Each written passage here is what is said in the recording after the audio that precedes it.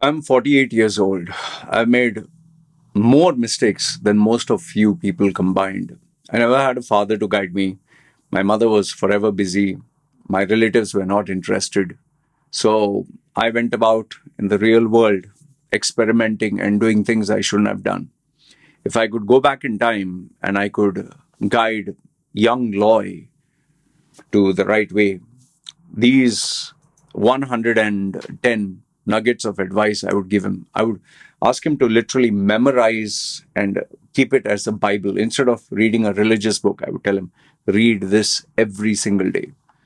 So, my request to you is if you want the best of what I could give, I would give this to my daughter. I would give this to my VIP paying client. I would give this to someone I deeply love and care.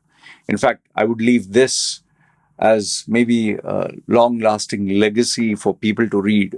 All right. So mark this video and use it for future reference.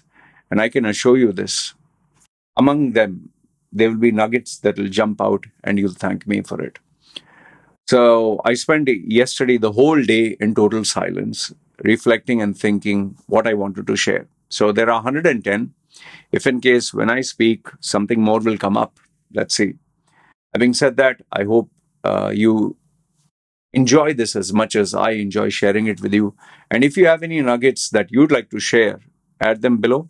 And if there are some you do not like, also feel free to comment. Having said that, let us start. The first one, you see this? Wearing cheap, unbranded clothes doesn't mean that you are poor. Remember, you got a family to feed and not a community to impress. Very powerful words which I read and which I still live by. All right. Don't bother impressing other people. Just see that you're happy. Number two, enjoy the journey, not the destination or the final goal. I've spoken to so many people who have taken a bank loan and purchased a house back home, and they are going to work abroad for 30 years, day and night, and one day go back to their house and retire. And only then they'll be happy. Just imagine if you've taken a 30-year loan, for 30 years you're going to work, but you die on the 29th year, 11th month, 20 or 29th day, one more day before you go for your retirement. Any use? Some people say, I'll be happy only after I get married to her or him. Some people say, I'll be happy only after I go to America or Canada. What if it never happens? So that is what I'm telling you. Enjoy the journey. You have a life right now. I'm not saying be complacent, be mediocre. Enjoy the process towards your goal. Keep that goal. I want to go to America. I want to have that girl. I want to marry this guy. I want to have this house. But enjoy the journey because life is too short. You just do not know when it's going to be your last. Number three, every day there'll be something to worry about. There'll be some headache. There'll be some new challenge. You'll not have answers to everything. Don't even bother to figure them out. Just take each day as it comes. Every day is a new day. Whatever the big problem is. I have a job which I don't like. I have a boss I don't like. I have a career I don't like. I have these financial issues. I have these health issues. Just be happy that you woke up. After you woke up, figure it out. And every day, like, a big stone, you just tap on it every single day. Work on it. Eventually, you'll get the solution. Number four, life is hard. It is fucking hard. It is a headache. There are so many challenges. Life was never meant to be easy, boss. If life was easy, well, lucky you. But for most of the people, life is hard. And it'll always present something harder because as you evolve and as you grow, you get a new headache. So when a 22-year-old tell me, I have really suffered in life, boss, you have not seen anything. There is still more. Even after you reach 50 and you feel, oh, I've seen it all. No, 60 is there. 70 is there. You just do not know when your biggest challenge and biggest problem is going to arrive. So just keep in mind, life is hard. Just take it one day at a time. Number five, one of my favorites. Life is not fair. And guess what? It was never meant to be fair. So stop harping. Oh, I loved him and he dumped me. Oh, he was my business partner and he cheated everything. Oh, I gave all this to my company and now they kick my ass. Well, life was not meant to be fair. So stop trying to be very fair and trying to play the game the way, following all the rules. Sometimes you need to use the loopholes of the system. And I can assure you this: whomsoever has been successful in life has played through the loopholes of the system, but he'll never tell you that. Okay. Number 6, my favorite emotion, favorite, is being angry. Like the Hulk, no, that rage. If you see the Avengers, Captain America tells a guy, or Iron Man tells Bruce Banner, I think now it's time to be angry. Then he turns around and says, there's that big machine that is coming, spaceship. He says, that's the thing. I'm always angry, and suddenly he becomes Hulk. So, if you want to succeed in life, you have to be angry, very pissed off, but channelize it. My favorite one is in Ben-Hur, the 1957, I think, movie, where there's a scene. You can just type in YouTube, hate keeps a man alive. The the captain of the ship, the boat where slaves are rowing, he hits the hero on the back with a whip. And normally, the normal slaves who are there, they just, when he get whipped, they just keep quiet and take the pain. But when he gets whipped, he turns around with the anger as if he wants to kill him, but he controls it. He says, he's, imagine, I heard this when I was hardly 7 or 8 years old. I saw this movie. My parents were watching it. And he says, hate. I see hate in your eyes, 41. Hate keeps a man alive. And that is why I refuse to fail. I refuse to die when I wanted to die. I refuse to give up. So hate, rage keeps you alive. Learn to channelize it. Number 7, never forgive, never forget. I have never forgotten what my father, my stepfather, my mother, my relatives, my uncles, every person who has hurt me, harmed me, wronged me, even the girl who I loved and she dumped me. I've never forgotten them. I've never forgiven them. Forgiven in the sense I'll not take revenge against them. But when I see them, those emotions and feelings, they trigger me. And that motivates me to work. And why does it trigger me? It's not that, oh, Loy, you are still carrying the monkey on your back. The problem is, like your mother and father, no, there are some mothers and fathers, no matter what you do for them, no matter how much you give them, no matter how much you sacrifice for them, they will forever be ungrateful. Same thing with my mother. She betrayed me, especially if you type 2011 Loy Machedo suicide. She betrayed me. She had abused me all these years. She left me when I was going to kill myself. She even told other people, don't help him. That is the level of betrayal my mother made me go through. Yet, when I decided to forgive her, when I came back, and I thought, okay, I'll forgive this woman. She's old, she's in her 60s. That bitch of a woman calls me up, not to ask, Loy, how are you? Loy, I'm sorry, I betrayed you. She just calls me up to say, hey, you seem to be doing well. Where is the money? You have to take care of me. Have you forgotten who you were? I was like, man, this bitch. I'll tell you, even after coming here to Thailand, I still try to reach out to my mother and stepfather. They still shamelessly were judging my wife. They were judging my daughter as if they were superior. My stepfather, what is like, as if there's some dirt. I have so much of hatred, so much of, I can't take them that today, if they are in ICU, I would clap my hands. If I see them suffering with pain, I would, that's amazing. Why? Because when I was a small little boy, when I was 6 or 7, they used to beat me until blood would come out. Seriously, blood. And they would say, this is the discipline that is written in the Bible. If you spare the rod, you spoil the child. So they are shameless. And I realize some people, forever shameless, the people who, uncles and relatives who molested me, raped me, who abused me, they don't feel an iota of shame. Next point. The best solution I've found online and with people is block and delete. There are enough and more people who are assholes. You don't need more in your life. The more people you block and delete, the more you keep away from, the more you'll be happier. Number 9, your friends are a liability. The lesser friends you have, the better it is. Make sure that the number of friends you have do not go beyond one hand, the number of fingers, no? The less, the better. You'll thank me for this. Number 10, This is classic from Forrest Gump. Shit happens. No matter how good you are, no matter how much you sacrifice for the world, no matter how good you do, the day you make one single mistake, just one, people will only remember that. White sheet, black dot. People only remember shit. People only remember bad. So remember, shit happens. Don't go out of the way to be a nicey guy. Best example, check the celebrities who are there online. Number 11, God is a man-made construct. Many of you will be very angry with me when I say this, but it's a fact.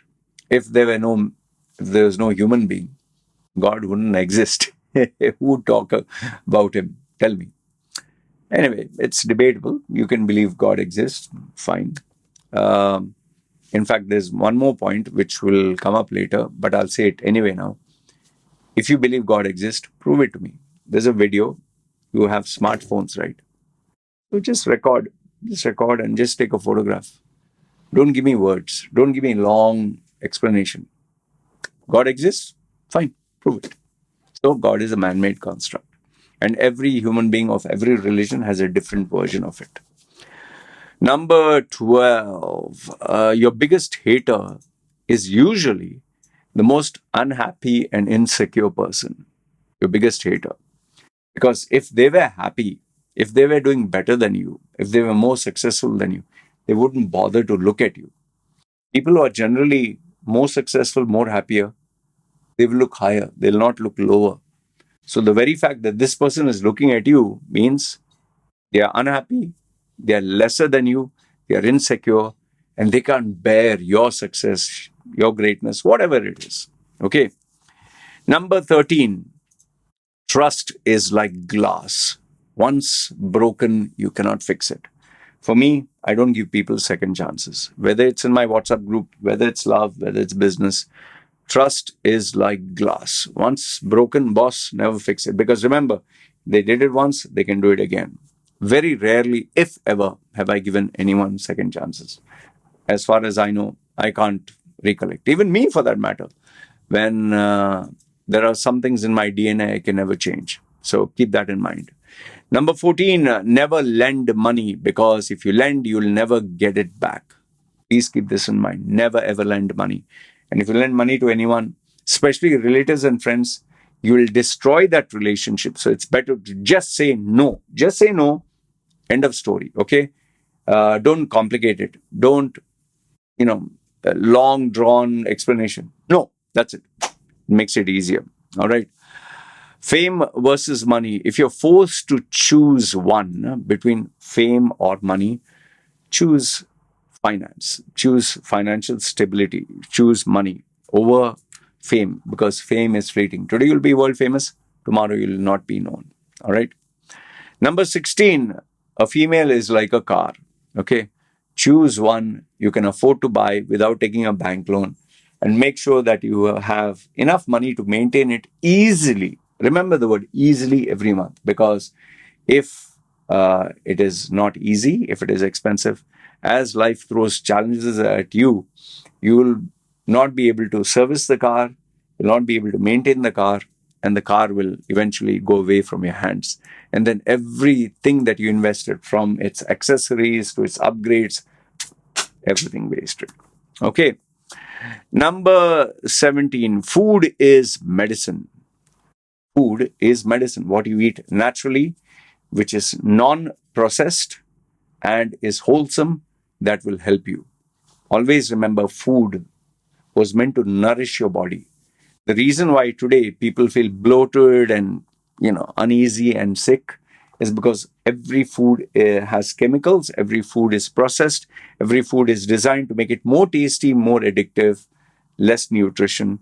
And with bad habits, you tend to overeat. Remember, you'll always find someone having health issues for overeating, not eating less. Okay. Number 18, you don't lose weight. You don't lose weight by exercise. You're talking to a guy who literally spent his entire life with steroids, supplements, exercise coaches, from trying powerlifting, weightlifting, triathlon, cycling, swimming. Finally, I underwent a bariatric surgery. I was 125 kilos thanks to the steroids and my mass. I couldn't breathe. I had blood pressure. I had diabetic.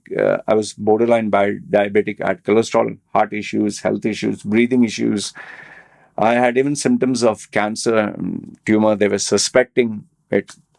And, I was extremely unhealthy. So I was not able to lose it. Even if I lost it, I got it back. How did I lose it? It's not because of exercise. I would lose weight with exercise if I would be on the treadmill for 2 hours, 3 hours, 6 hours a day sometimes. But I'll gain it all back. You only lose weight if you fast.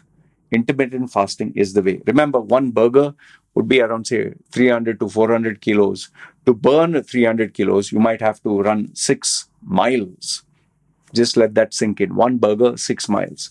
One frap or whatever from Starbucks, you might have to exercise the whole day just to burn that.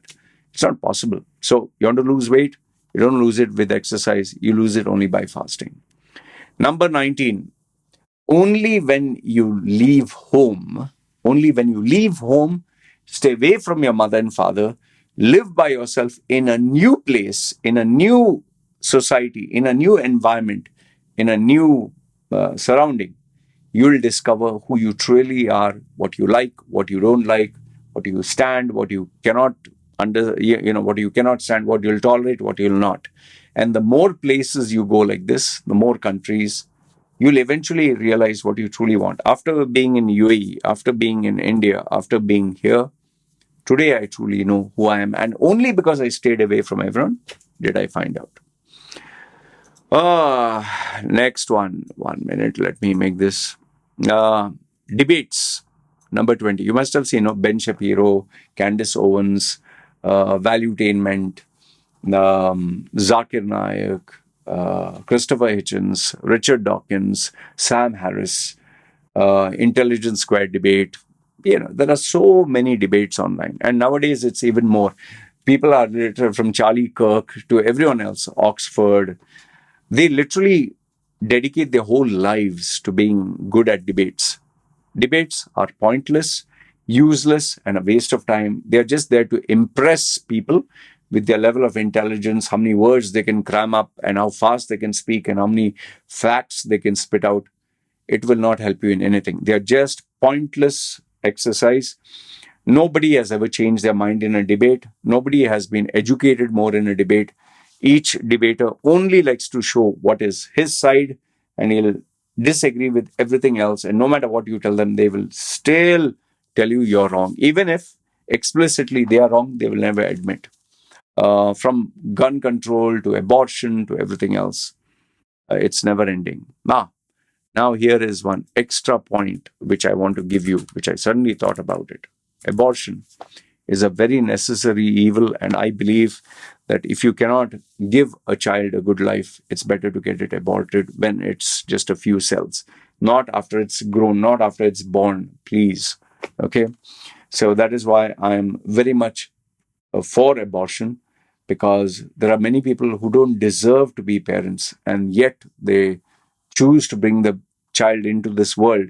And after the child is born, they don't spend time with it, they don't educate it, they don't teach it, they don't give it good values. Then you have a criminal that is growing up. All these people who say, oh, child is, if you abort, you kill a child. They want the child to be born, but then they don't care who takes care of the child. They're not bothered. They just want the child to be born. God will take care. Like Muslims, Allah dega. And Christians say, God will provide. No, it's all bullshit. Don't bring a child into this world if you can't take care of it. Number 22, AI. The more you rely on AI, the more you use it for a particular skill, whatever that skill is. Letter writing, comments, drawing, graphics. That skill of yours will completely deteriorate to the point where you will empower the AI and you will destroy yourself. And that is where you will become redundant and obsolete. And once your skill goes away, once your muscles for that particular skill have depreciated, you cannot get it back with time. So remember, use AI to enhance your skills, but make sure the core, the foundation is not AI. When I type and write an article, I'll not use AI. For spelling mistakes and grammar, maybe. When I want to do research, I'll not just rely on AI, because if I tell AI do all the research, I'm destroying my ability to research. So make sure whatever the skill, whether it is graphic designing, whether it is video editing, whatever skill you're depending on AI, don't. I'm telling you, because trust me, I know quite a number of people who have used AI and now they just can't live without it. It took me nearly 10 years to learn how to write an article. When I started, I could not write even an email. And I've stated this, people know this. I couldn't write an email, even a formal email for, 50 words. I didn't know what to write. I didn't know how to put my ideas across. An article of 50 words, I didn't know what to type. After 10 years, I was able to not only write, I can write easily now, 3,000 to 5,000 words. It'll not be perfect, but I can do it. 5,000 words, not a joke. Try it out. You see me speaking right now on video. I just have the bullet points. I'm not going to use any software to have a, what we say, faceless YouTube video. Even these points that I've written, I didn't use AI. I typed it out myself. I spent the whole day thinking. Why? I want to develop the neural networks to be able to think. It's like a muscle. Don't lose it. Number 23, sharpen, practice, and improve your written and verbal communication skills. They are the most important. My students used to tell me, and my clients used to tell me, Loy, even if someone strips you naked and throws you in China, you'll still survive. You know why? Not because of my degree. I don't have a degree. Not because of, my contacts and connections, nothing. I knew written skills and verbal skills. I knew, and also the next one is, which you can put as an extra point, is the ability to sell. I know how to sell. So let me put that as the next point, selling skills. Okay, I think I have this, but I'll just put it. So improve on your written and verbal skills.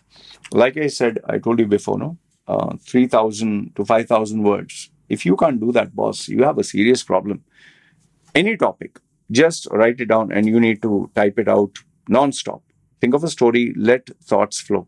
Remember, before I used to struggle with 50 words. My first article was, this is actually, I should have kept it. I deleted it because I was so embarrassed.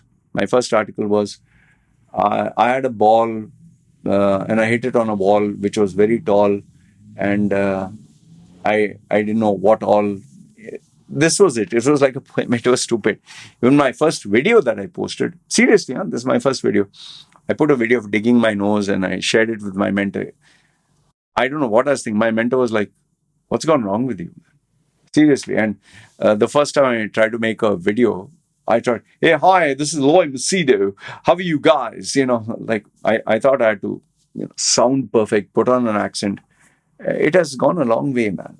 And by the way, my public speaking skills, my verbal communication, you're talking of 30 years, man. 30 years. Today, if I can speak for, 1 hour, 2 hours non-stop, it's because of practice, the muscles, the ability. So that you need to, grow over the period of time. And yes, selling skills. If you know how to sell you and you know how to sell any product or service, you're the man. I'm sure I've written down this point somewhere. Okay.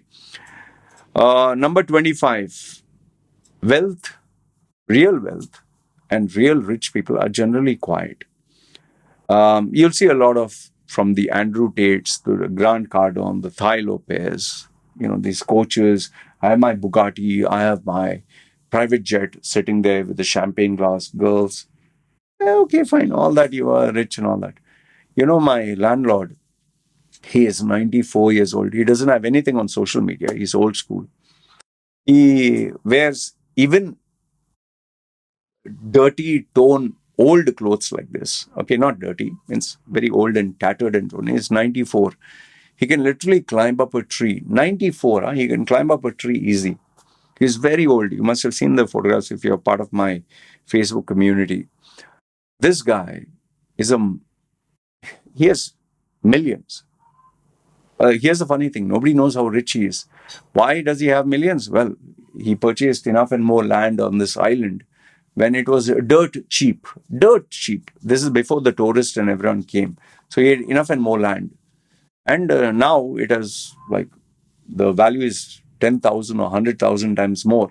He's a millionaire, but he never shows. I have clients, real clients, who have invested in crypto who are retired at the age of 30 because they invested it when they were, these early adopters, 16 or 17. I know of this one client, I've never seen his face. I don't even know how he looks like. He has never given me his real name, but he's filthy rich. And how do I know it?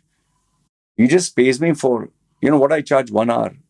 He pays me for a few minutes, the same amount. And he gives me a tip of almost $1,000 as a tip. He had been my client for, I think, a couple of years until he, I don't know, just vanished. Very simple guy. There's nothing about him online. There is absolutely nothing. And I was shocked to know that he even has an old, outdated Nokia phone, which is like that analog, the thing. Um, his laptop is very old. He doesn't even have his own car. He doesn't even have his own property, nothing. And he says many people, when they look at him, they think he's ultra poor and he prefers that way. He really prefers that way. But he has enough money to last maybe 3 or 4 generations. And he's constantly moving. Last I knew that he was in Dubai.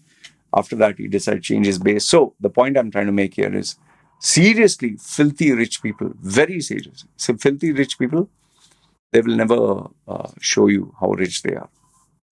Um, Number 26, solitude fuels creativity. Okay? The people who are silent, the people who are alone, the people who are like, they don't interact, they don't talk much. In fact, people who get bored, when it's boring, what do we do when it's boring? We take the phone, then we'll just scroll. We're standing in a line. Then we'll suddenly pull out a phone. Okay, we'll check the YouTube video, we'll check the emails, we'll check. No.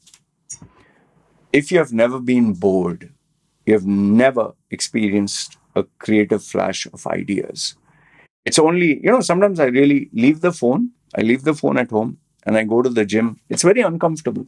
I go to the gym and, then I feel tempted. I'll talk to somebody. I feel tempted. I'll interact. What I do, I actually do this. I left my phone. I take my headphones now and I put it so that nobody will want to come and talk to me. And in that silence, now sometimes you have the noise cancellation. I just put it on. And in that silence, now I'm doing exercise, but I'm thinking. My mind is working. It's working. And that is where I get ideas. And I'm like, oh, bloody hell. And I quickly take a piece of paper and pen and I write it.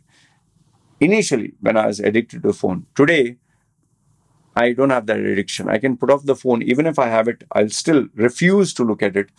And the only time I put it on is when I get the idea and I transfer, which will be the next extra point is, which I've already put. If you, that is point number 29 anyway, if you don't write down your ideas, if you don't jot it down, it's pointless. I'm telling you, I have this Google Doc on my phone. Anytime I get an idea, I just open it and I type it out. Or I have WhatsApp, like 2, 3 phones. So I send a message to myself that this is the idea. Any idea you get, even if it's a word, keep it. I keep my, like all of you, I keep my phone near me when I go to sleep. The minute I get an idea, immediately I just note it down, because if you don't write it down, it's gone. Okay. So this was point number 27. 26 was solitude. Okay. Solitude fuels creativity. Silence, alone time, and boredom. Boredom is very important.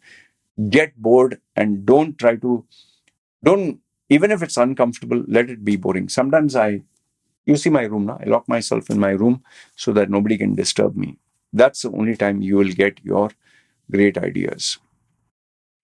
Number 28. Number 27 is write those ideas down. Never miss it. Number 28 is pain drives change. If you're not in pain, you will not change. I'll give you a simple example.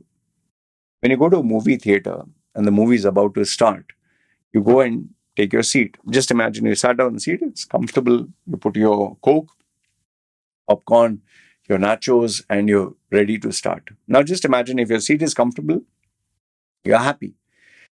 But if in case you kept your Coke and your popcorn and your nachos, and then the seat was wobbly and you're like, and it moves and you'll be like, oh, what the hell?